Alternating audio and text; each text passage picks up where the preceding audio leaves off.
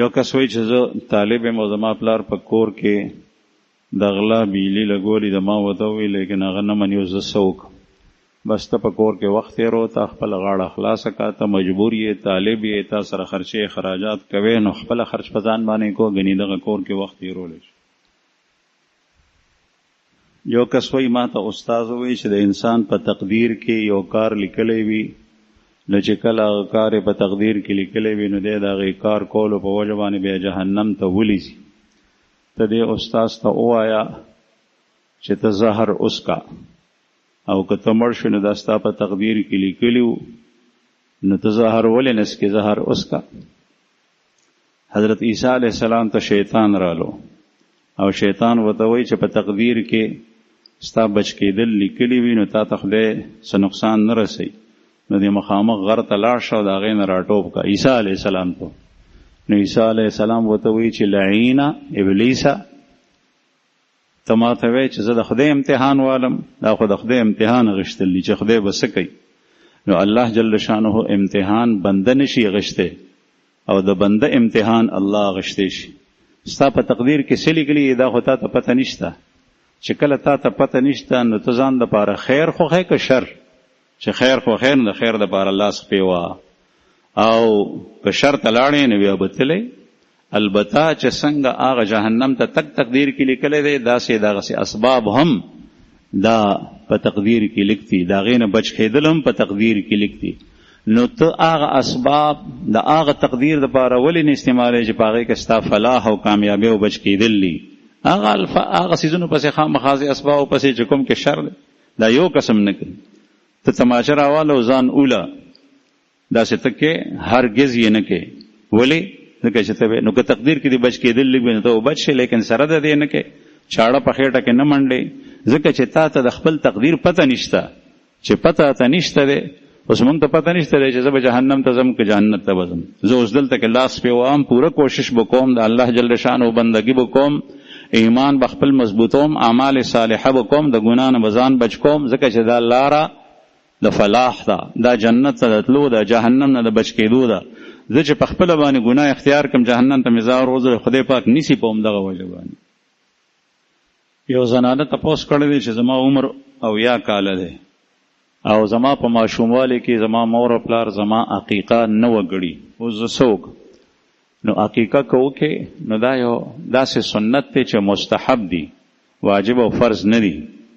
نو کولی شي، اوس هم کولی شي د عقیقو کا خیراتو کا تا خپل تاریخ نه دی معلوم، نو هر کله شي او وایي چې یا الله دا چې کوم عقیقه پاتې وه د هغې په بدل کې وګرځې، د هغې عوض یې وګرځې، ما د هر شر نه محفوظ کړي. او کنی واجب در باندې نه ده، که دې پرېښو نو هم خیر. یو کس تپوس کړی دی چې په تبلیغ کې د 40 ورځې 9 میاشتې او 1 کال لګول ضروري دي که نه؟ بعضې خلک وایي چې په خپله علاقه کې تبلیغ کول پکار. تبلیغ رسول اللہ صلی اللہ علیہ وسلم د زمانے میں روان دے. تبلیغ ویلے کی کسی خیر اور دین کی بات کو دوسروں تک پہنچانا دا تبلیغ دی. دا ممبر نه چې کومې خبرې کیږي الله پاک دې موږ ته د درست وینا توفیق راکړي او د خطا نه مې الله وساتي. دا تبلیغ دی. رساله کې چې کوم مضامین شایع کیږي عوام ګوري دا تبلیغ دی. یعنی عوام ته دین رسول په هر طریقه چې وي دا تبلیغ دی. او علما طالبان د دین چې خپل شپه ورځې وقف کړي هغې ته تعلیم وایي، او چې څوک خپل اصلاح د خپل تزکیه نفس کوي هغې ته تربیت او اصلاح وایي. دا بیل بیل اصطلاحات. نو تبلیغ د مخکې نه را روان دی، لیکن جماعتی تبلیغ دا مولانا الیاس رحمه الله دا ترتیب شروع کړی دی.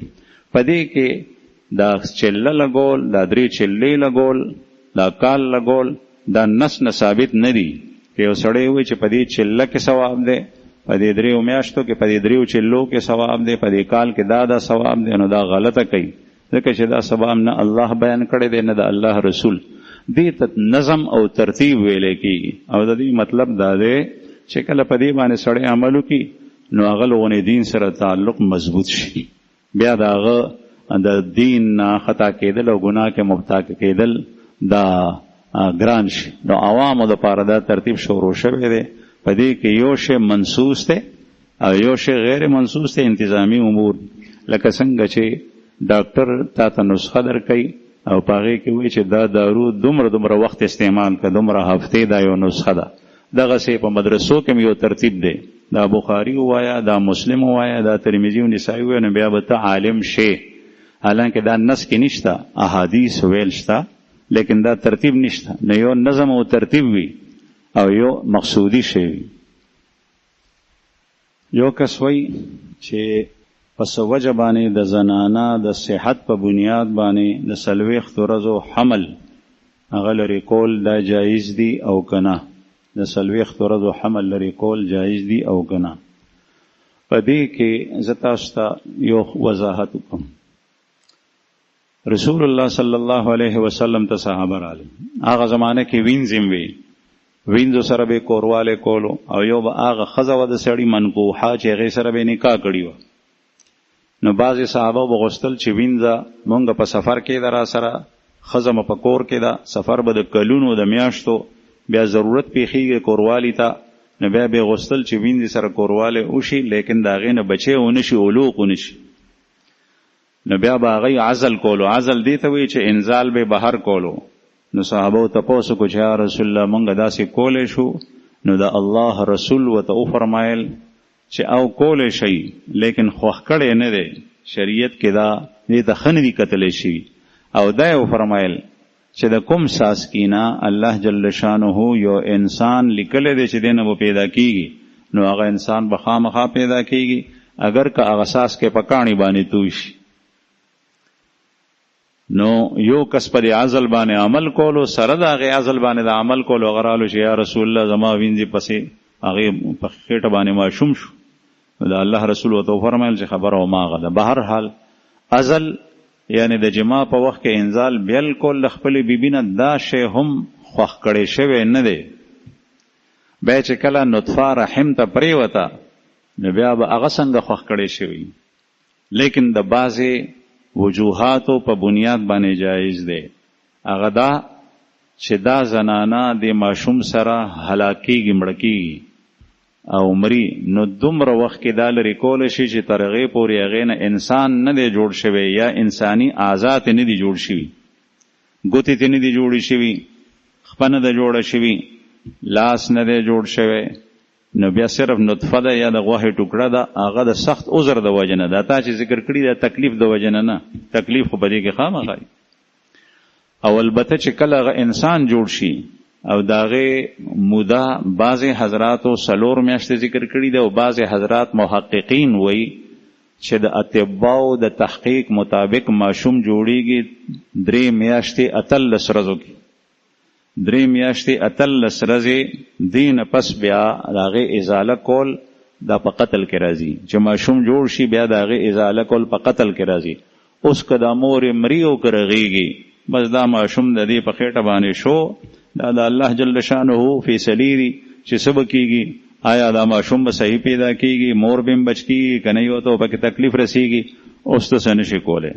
البته د ماشوم د جوړېدو نه مخکې د هلاکت په صورت کې بیا په دې باندې عمل کېدی شي.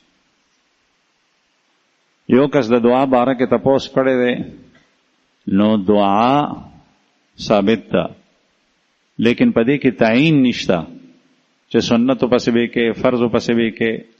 دا موضوعي بحث جوړول نه دي پکار. د صحابو په زمانه کې د هر چا خپله خوښه او فرضو پسې به دعا وکړه، سنتو پسې به دعا وکړه، ځان ته به وکړه، اجتماعي به وکړه. اجتماعي دعا ثابت، لیکن دې کې تعین یو طرف ته نشته دی. دا د جګړې باعث ګرځول نه دي پکار. یو کس وایي چې د سوره دخان په باره کې راځي د جمعې په شپه کې چې دا وویلی شي نو د هغه مغفرت وشي. نو آیا په جمعات کې علی الاعلان خلکو ته وویلی شي چې سوره دخان تلاوت کوي؟ داسې کول جایز دي.